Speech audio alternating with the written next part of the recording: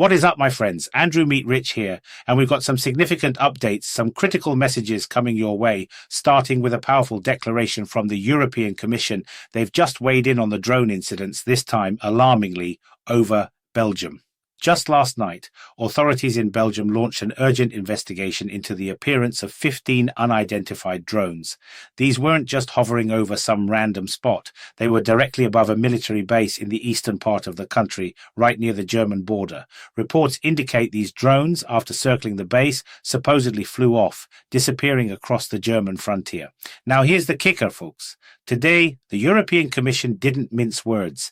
They announced clearly and unequivocally that the entire European Union is under threat. That's right, the whole bloc. This isn't just a casual heads up. This is a stark warning for everyone, a clear signal that tensions are only going to escalate, they're going to intensify even further.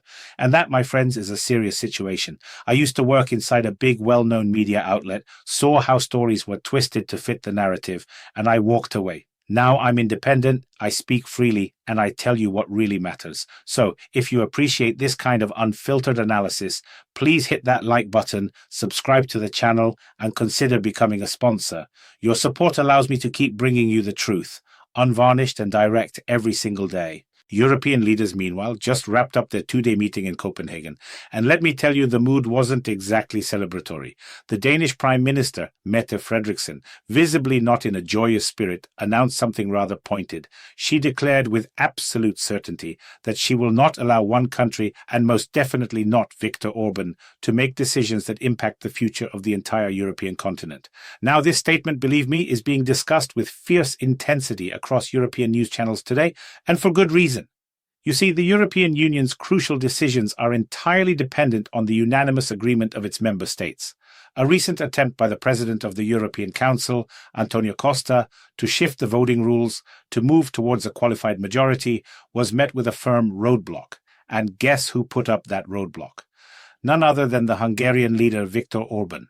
In essence, a Hungarian veto was applied to a significant number of critical issues during that Copenhagen meeting. I won't bore you with a full list, but where full unanimity was required, Orban exercised his veto. The result? There was effectively no real outcome from the meeting.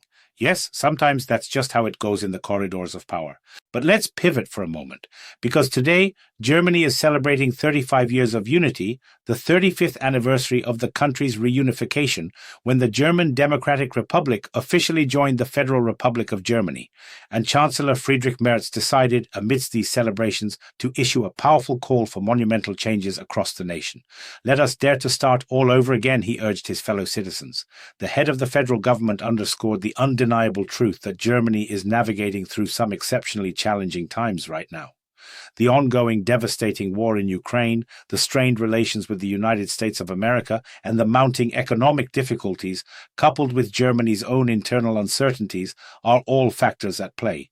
After 35 years of unity, during such a difficult period for the country, Merz emphasized that everyone must regroup and face the future with both confidence and boundless energy.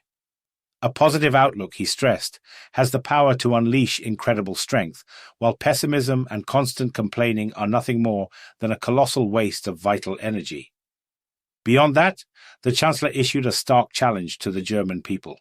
Either embrace the tough reforms that are on the horizon, or brace yourselves for a significant economic downturn. It's a hard truth, but sometimes it's the only truth. This was, without a doubt, a profoundly serious message delivered today. The implication is clear. For Germany, things are just getting started, and it's time for a fresh beginning. And as experts are quickly explaining, Friedrich Merz's urgent appeal reflects a deep-seated fear. The once mighty business model of the Federal Republic of Germany is crumbling. Sky-high energy prices, the influx of inexpensive Chinese electric vehicles, and the ever-increasing defense expenditures are all delivering a severe blow to the country's industrial backbone. It's also worth noting that French President Emmanuel Macron was present at this German event, and he, in turn, fully concurred with his German counterpart. Macron also articulated the complex predicament facing democracies today, and urged Europeans to embrace difficult economic, technological, and security-related transformations. He made it clear, these changes are inevitable, there's no escaping them. But while Emmanuel Macron was gearing up for his trip, preparing to deliver guidance to the citizens of Germany on how they should live and what they should brace themselves for, back home in France, a new day of protests was unfolding yesterday. These demonstrations, organized by various trade unions, were a direct response to harsh austerity measures. The country's Interior Ministry estimated around 200,000 participants, though the unions themselves claim a staggering 600,000. These demonstrations erupted in approximately 200 cities across France. Essentially, tens of thousands of people in France once again took to the streets to, shall we say, blow off some steam, to shout, to express their outrage. And this, my friends, is becoming a classic scenario.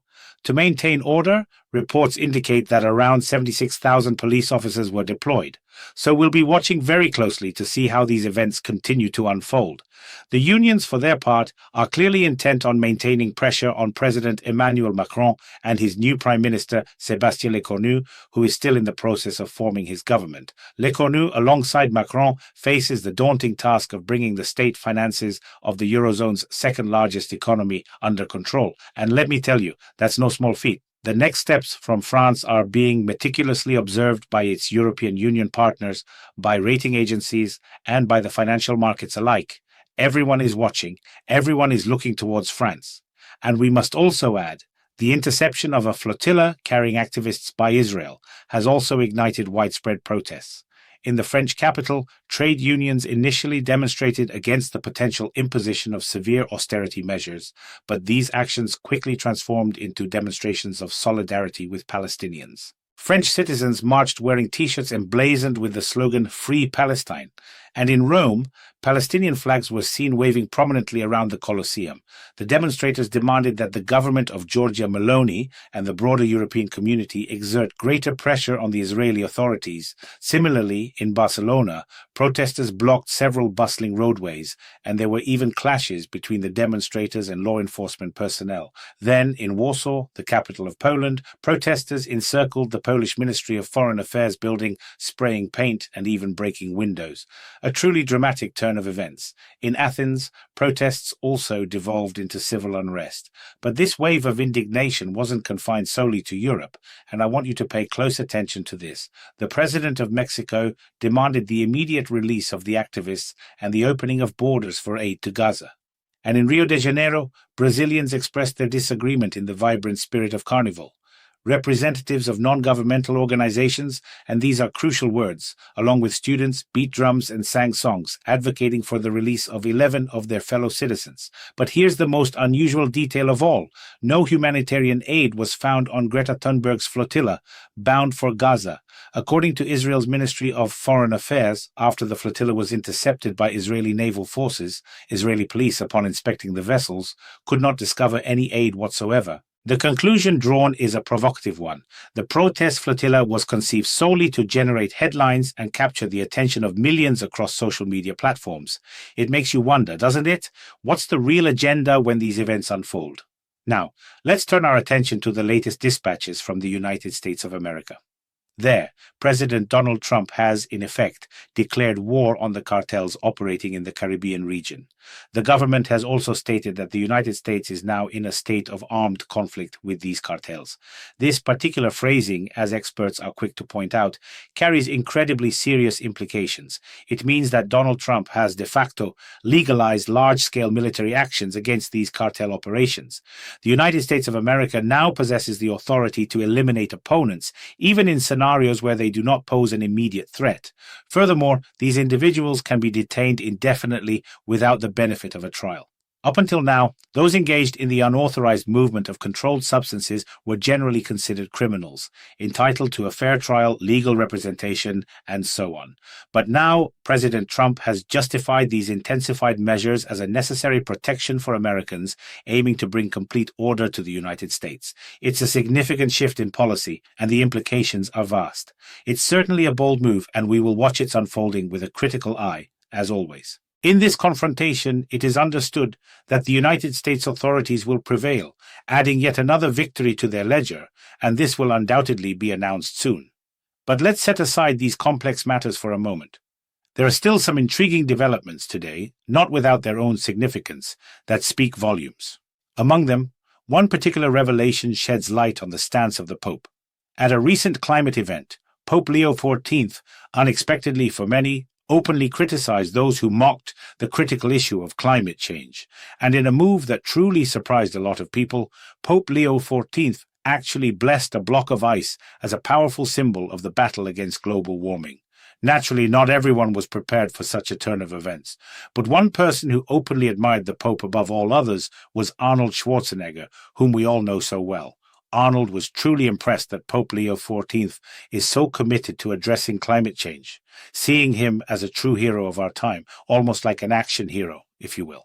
That's the kind of comparison Schwarzenegger drew, and it just shows you the unexpected connections that can emerge in our world today. What a day, folks!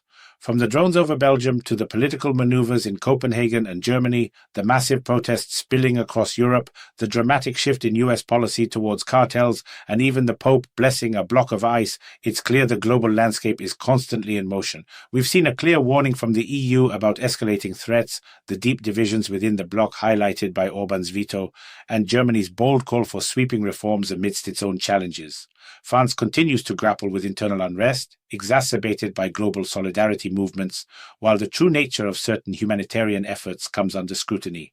And of course, the US is redefining its approach to combating organized crime with potentially far-reaching consequences. So, what do you think about all of this? Share your opinions in the comments below. Let me know what's on your mind. And if you found this discussion insightful, please take a moment to hit that like button, subscribe to the channel, and seriously consider becoming a channel sponsor.